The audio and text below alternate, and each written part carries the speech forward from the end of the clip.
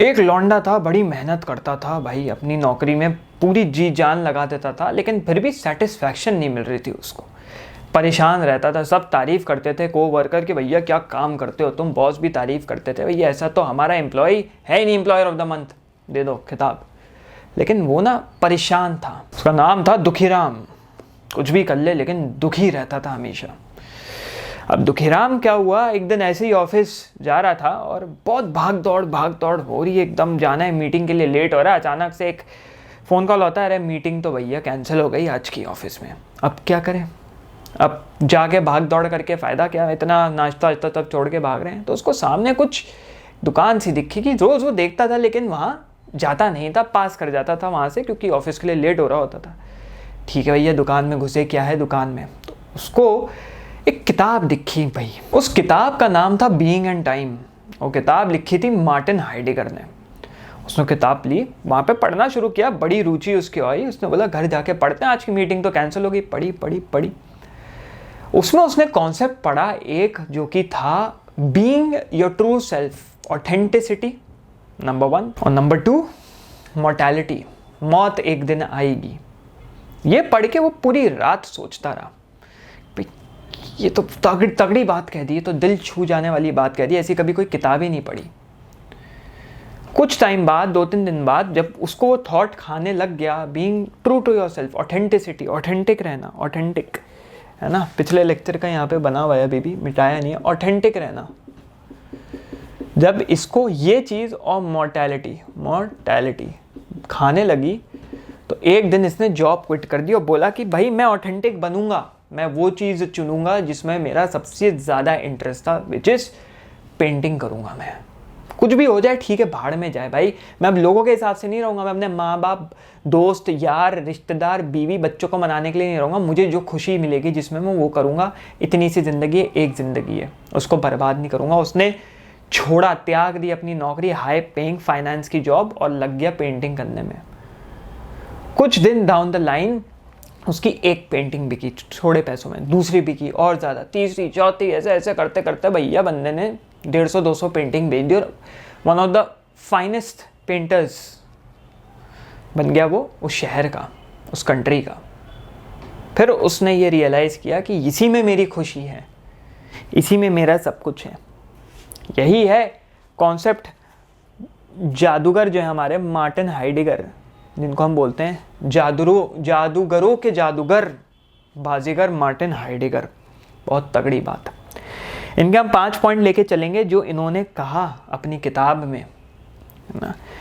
Authenticity और mortality के ऊपर कहा, यहाँ पे 5 पॉइंट से मैं इसके ऊपर थोड़ा सा बतला दूंगा, बीइंग एंड टाइम किताब का।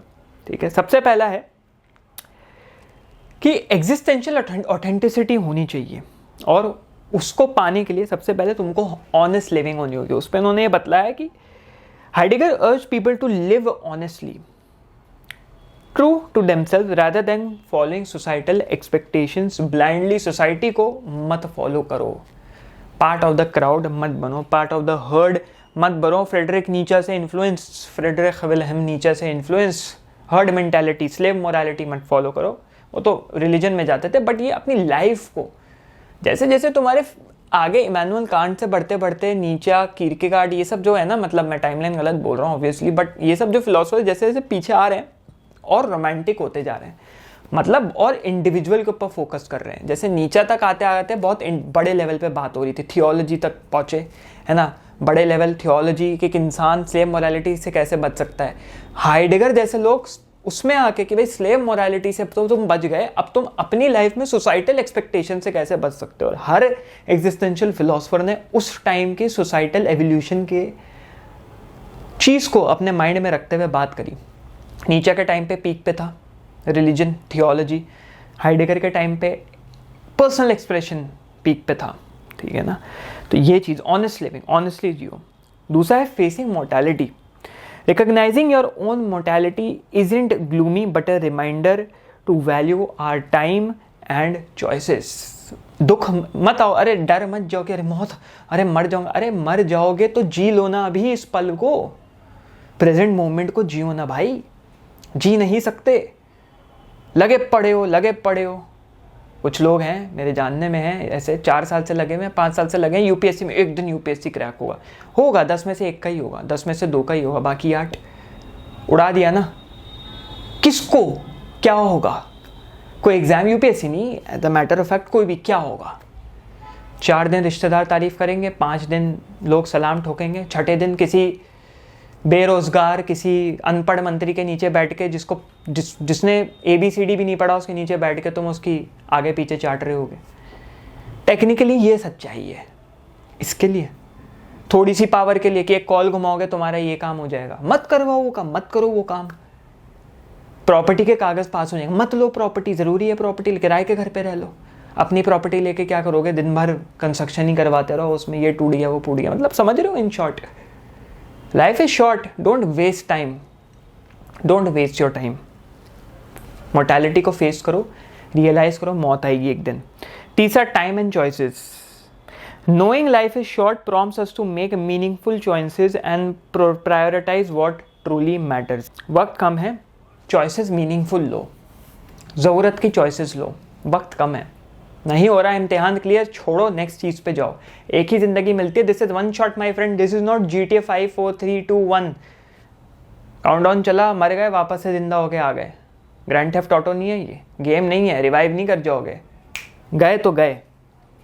वन शॉट है, एक ही चीज़ के पीछे मुश्किल से 50-60, जब हम अपने सेंसेस में 10 साल के बाद ढंग से आते हैं या 8 साल के बाद ढंग से आते हैं, उसके बाद अगर तुम्हारा एवरेज लाइफ स्पैन हम 60-65 का भी ले ले तो 50 साल मुश्किल से हैं तुम्हारे पास। 50 साल कुछ नहीं होता अगर तुम टाइम फ्रेम के बारे में बात करो, कुछ नहीं, ऐसे निकल जाएगा। 50 गर्मियाँ, 50 सर्दियाँ, 50 विंटर्स 50 समर्स। बहुत ज़्यादा वीक्स में कन्वर्ट करोगे तो और कम लगेगा। तो समझ रहे हो मेरी बात? Do not waste your time. Choices लो, मीनिंगफुल चॉइसेस लो, स्प्लिट डिसीजन चॉइसेस लो। ये नहीं हो लोग पड़े हैं सोच रहे भाई हम तो इससे बात करेंगे उससे बात करेंगे, गाड़ी निकल जाएगी। चौथा है freedom and responsibility. Authentic living involves taking responsibility for our actions and choices, choosing our path rather letting others dictate it. अपनी फ्रीडम की रिस्पॉन्सिबिलिटी खुद लो, दूसरों के ऊपर मत थोपो।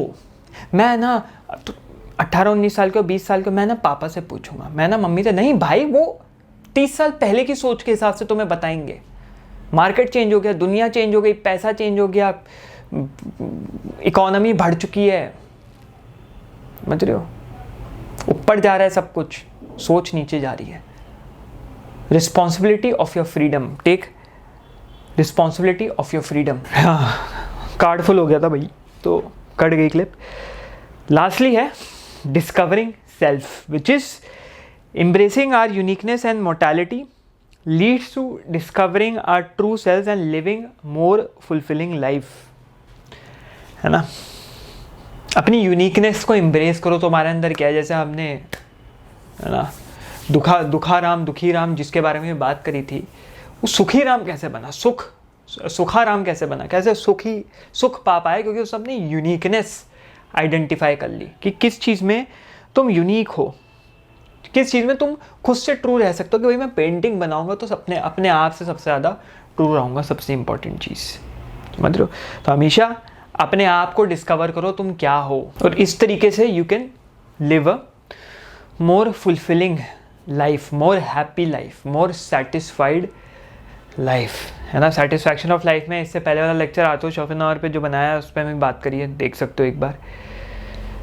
तब तक के लिए मिलते हैं किसी अगले लेक्चर में। चलो भैया कट लो।